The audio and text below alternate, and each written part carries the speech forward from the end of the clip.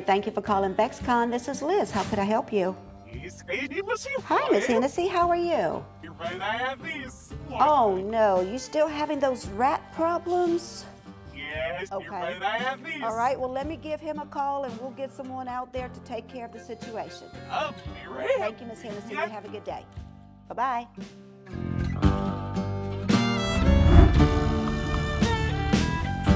Roof rats live in trees like squirrels do.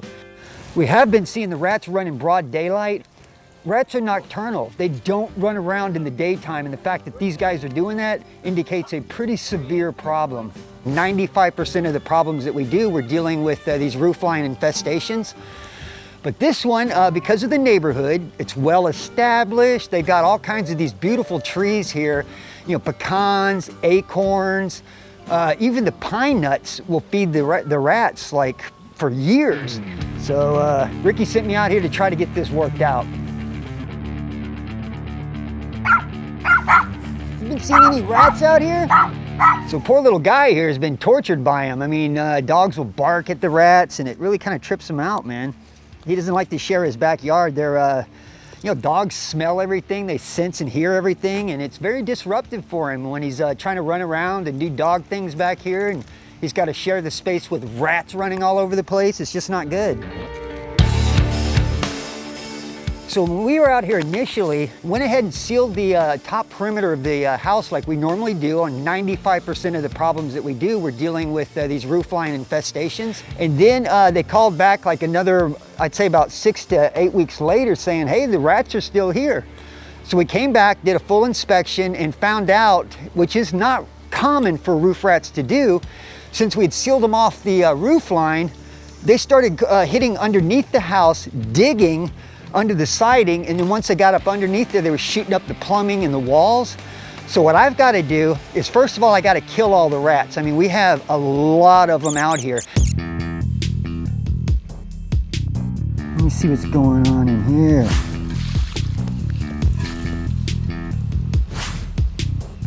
See if I can shake anything loose. They can get in here, build all kinds of nice little tunnels and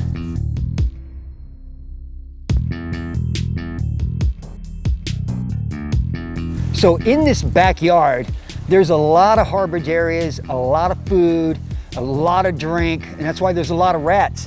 All the ground shrubs and grass has been worn away. I mean, look at that.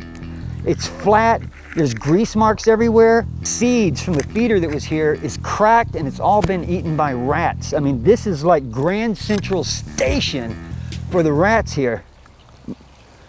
I saw just the other day when I was out here doing an inspection, a rat just dart right through that opening there. So there's a burrow there with several rats living in it. Anybody home? There went one. Did you see him? Shot right past you. All the adjacent properties have a very heavy infestation of them too. This is not like not sanitation issue. This is a very nice neighborhood. It's just well established with a lot of food. So this is what we're encountering all the way around the house here. You can see that these roof rats are coming off the tree and they get to right where the siding is and they're digging and burrowing underneath there. You can see where the soil is exposed and all the vegetation is wiped out. You can also see where they're chewing. This is aluminum, but they're starting to chew on it to try to open this up. The ground is really hard, been here a while, so they're stressing and trying to get through there. And literally all the way around the house, the entire perimeter, we're looking at about 5 to 10 of these on each side of the house that I've got to deal with. And this is why I have to put the underground fence in there to stop them when they're digging from getting under. The homeowner, per my instruction, went ahead and removed the bird feeders, which is going to help. Now in a couple of days, the rats are going to start getting hungry. They're skittish, they don't like change. I'm going to put a new bait station out there to continue to feed them, but this will have a poison in it that will kill them. All right, now the bird feeder's gone, but they're used to eating in this area. This is ground zero. So what I'm gonna do is go ahead and put some new fresh bait that they're gonna love. And when they get in there and eat this, they're gonna die. Tomorrow when I get back here, and the rest of next week, I'll be pulling and picking up dead rats all over the place.